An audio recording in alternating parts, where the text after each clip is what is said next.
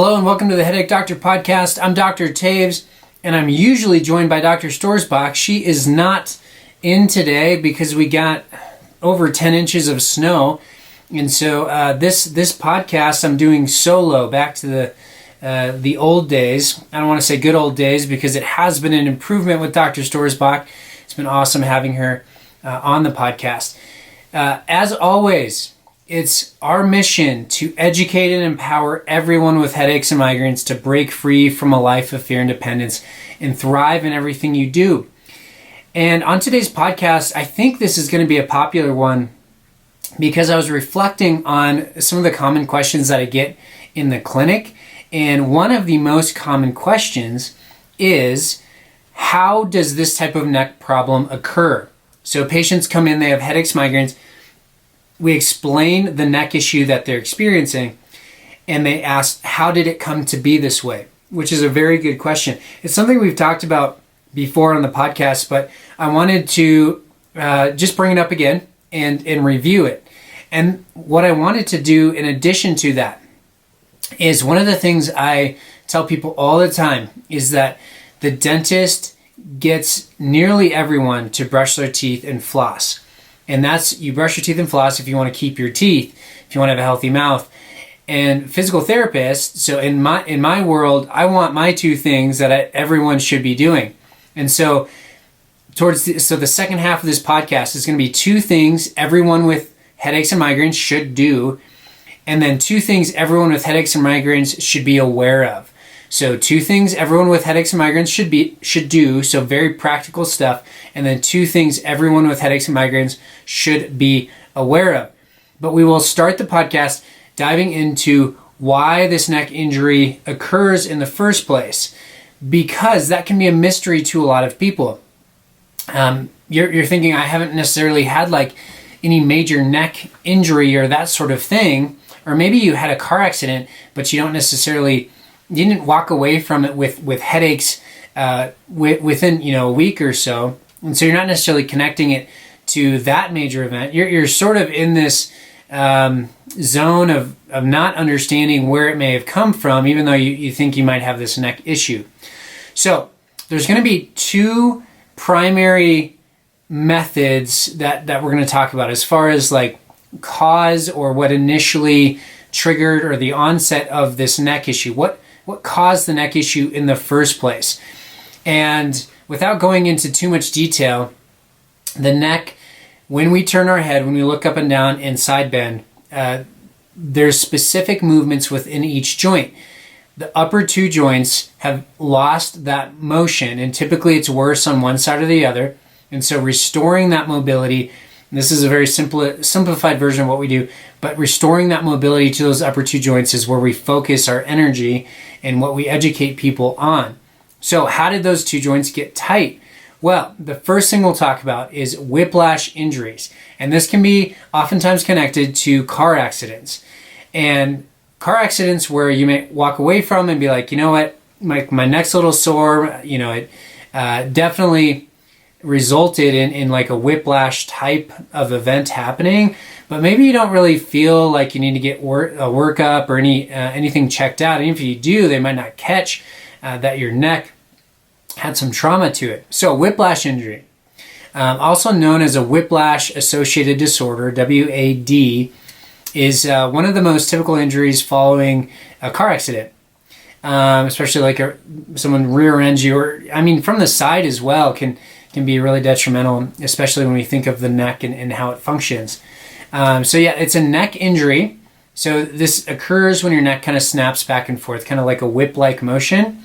And we have this 10 to 12 pound head that sits on our head, and our neck can't respond quick enough.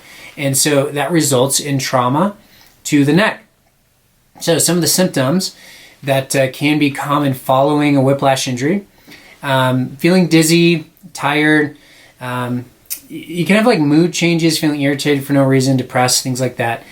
And then headaches typically will develop at the base of the skull. But from what we know clinically, and many patients that we have will develop more severe headaches that travel into the temple, into their face, and migraine symptoms later on. and that has to do with the initial injury to the neck being from this whiplash experience, and then that trauma to the neck itself. To sort of simplify it, the tissues heal, and they're not necessarily irritated from the actual injury, but that healing process, whether it's scar tissue or just damage to those tissues that surround the upper part of the neck, results in those joints not moving like they once did. It could also be kind of a protective response. So if your neck goes through trauma like that, and we see this with other parts of the body will just kind of adaptively sort of protect that area. And so it doesn't necessarily want to move like it used to. So you might feel like you have a stiff neck, like you can't move your neck as well as you used to. And you can have numbness, tingling into the arms, just again for kind of the middle portion of the neck and some of the trauma that can go in there. And then this is, stiffness in the neck, ringing the ears. There are a lot of associated symptoms when it comes to the neck. And so there's a lot of different things that you can experience after whiplash injury.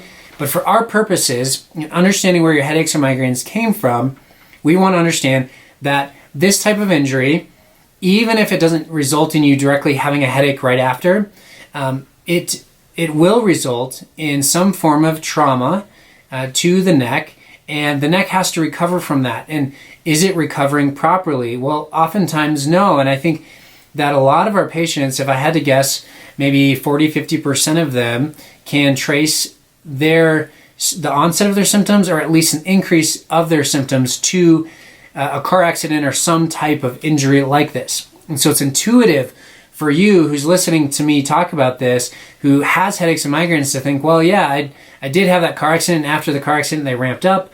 Or maybe it was when you're real little and there was a car accident, or maybe a few car accidents, and then a year or two later it could have developed, because the way the neck healed did not necessarily allow for the movement that you used to have. And because of that change in movement, or the loss of movement in the upper part of the neck, your neck has to adapt to that. And that's a compensation pattern that leads to stress and tension. And then eventually, we've talked about thresholds on this podcast before, but it'll cross that threshold, and that's when you'll experience your headache or migraine symptoms.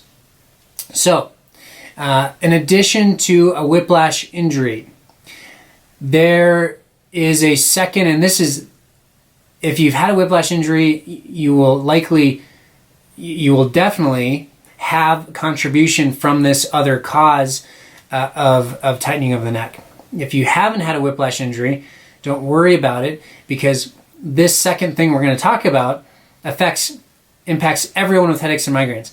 And that is the prolonged positions that are placing postural strain. So repeated postures that place strain on our neck throughout the day. So if you think of our body, muscles, joints, ligaments, bones, tendons, that's called our musculoskeletal system, and that system is intended to move.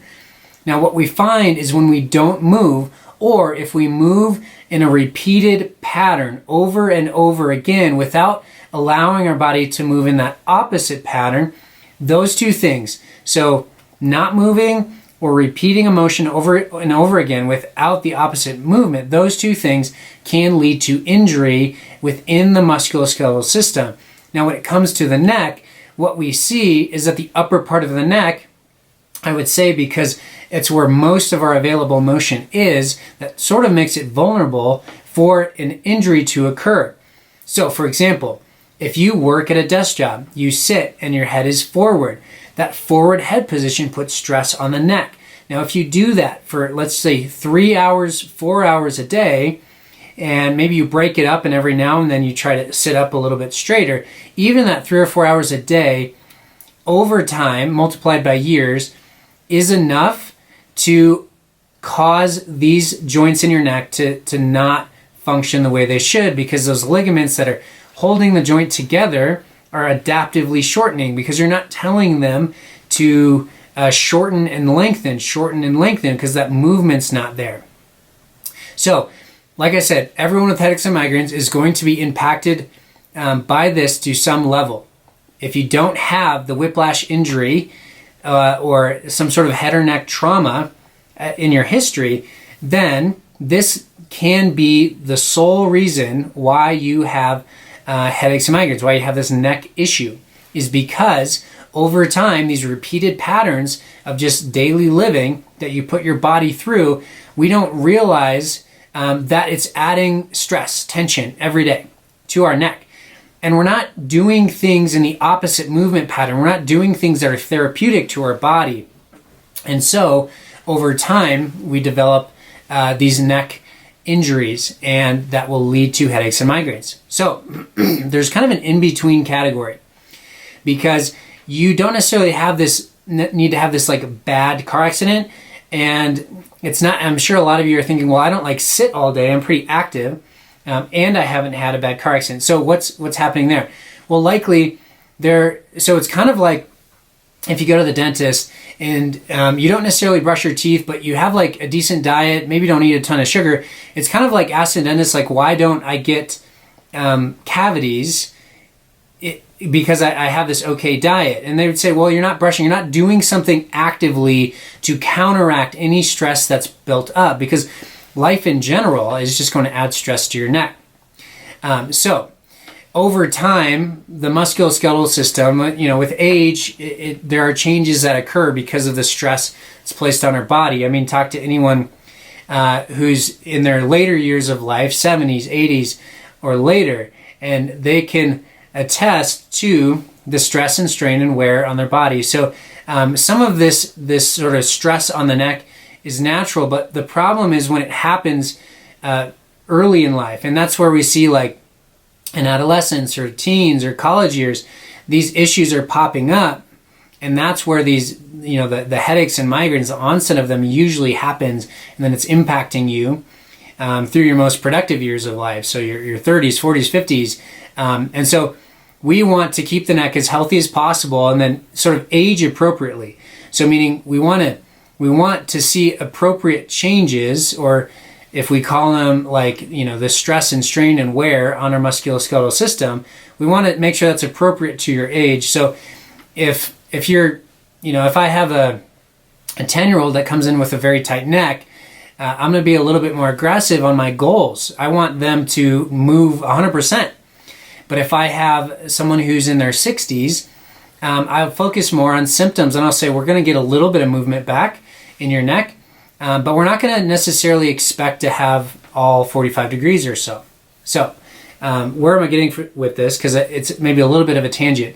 But essentially, there's this middle ground of just life events impacting the neck, and there could potentially be sort of microtraumas. This especially happens in like little kids. So not one big event, but little things that occur over time, and then those can kind of speed up the wear and tear on the neck itself. Okay, and so what we're going to transition into talking about is two things everyone with headaches and migraines should do. So the dentist says floss and brush your teeth. We're going to talk about the two things that you should be doing morning and evening to help keep your neck healthy. So this is for people that don't even have headaches or migraines, but just want to do something to prevent sort of these neck issues from popping up. So, first thing, work on neck stability. One of the things that nearly everyone that we see has a problem with is neck stability. Their neck is relying heavily on these muscles called the sternocleidomastoids. They're these big ones that run kind of like just from under your ear, and they kind of wrap around to the front to your sternum. Okay? Now those muscles on each side, if they're very prominent, you can just see them by looking in a mirror. That's not necessarily normal. So those muscles are likely doing more work than they need to. And we see this, like I said, in nearly everyone with headaches and migraines that comes to the clinic. And so we need to work to shut those off. But the more important thing is activating these postural muscles deep in the neck. So these are the deep neck flexor muscles. These are muscles that are intended to hold your head up throughout the day. Now, in most people we see, those are not doing their job. And so one thing you can do to improve the strength of those muscles is lie on your back, and this is also a good test to see how strong they are. Tuck your chin. So lie on your back, flat on your back. Keep your head on the floor. Tuck your chin. So you give yourself a double chin, a triple chin. And then I want you to just barely lift your head. So almost like it's still touching the carpet or the floor, and you're just barely lifting your head with your chin tucked still. If that causes you to shake, you feel it's like, oh my gosh, this is hard, that's a problem. That means your neck is not very stable. And so if you walk upright or move around life and you're upright, your deep neck flexors should be kicking in, but they're not. And so that's the first thing I want everyone to do, everyone should be doing, is an exercise for their deep neck flexors. Now, we have some videos of that, and we've talked about that in previous podcasts.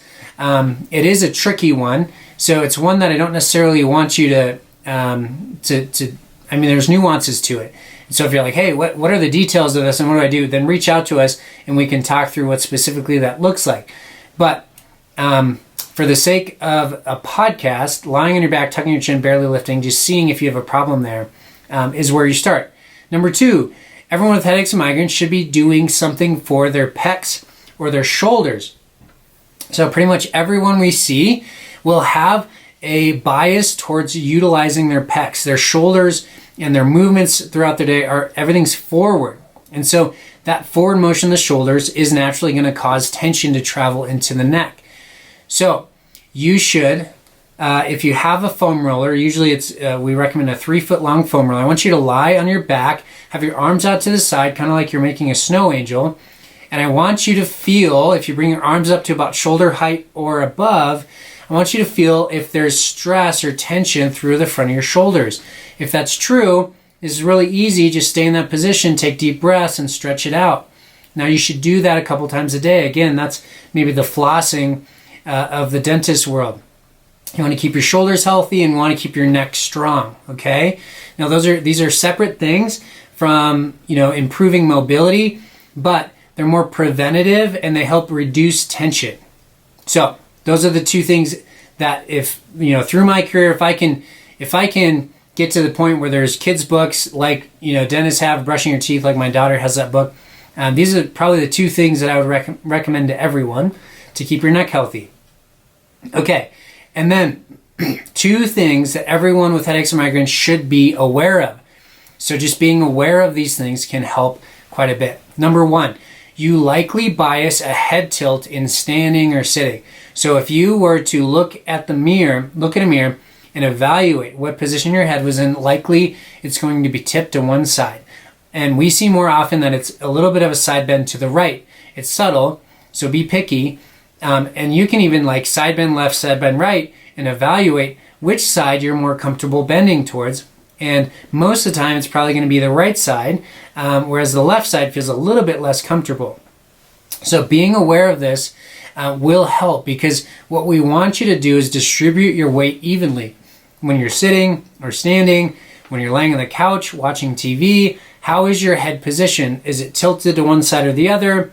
Are you putting it in a position where your neck, that's likely unstable, has to do a lot of work? Because remember, that deep neck flexor muscle group should be holding your head up throughout the day, but if that's super weak, you don't want to put your head in these dependent positions where your neck is going to have stress on it. Even though you might feel relaxed, just remember your head's about the weight of a bowling ball. So what are you requiring your neck to do even if you're lying on the couch resting? Okay? So that's number 1. Number 2, the best way to keep your musculoskeletal system healthy is to move as often as you can. Movement is medicine, and we talk about that a lot on the podcast. A regular exercise routine is best. So this is a little bit higher level than just the walking that we recommend. Resistance training, cardio training, things like that. If you're unfamiliar with this, or this is a new thing, then personal trainers are great. They can help you jump into this. They can modify things for you.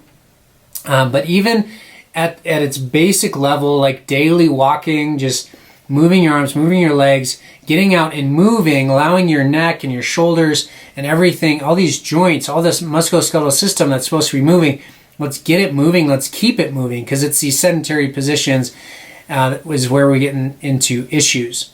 So the other thing you can do is pick up like a hobby or a sporting activity that keeps you active, like pickleball, basketball, things like that. A hobby that gets you outside. I don't know, like fishing, skiing might be a little higher level, hiking. A lot of people love to get outdoors and hike in Colorado.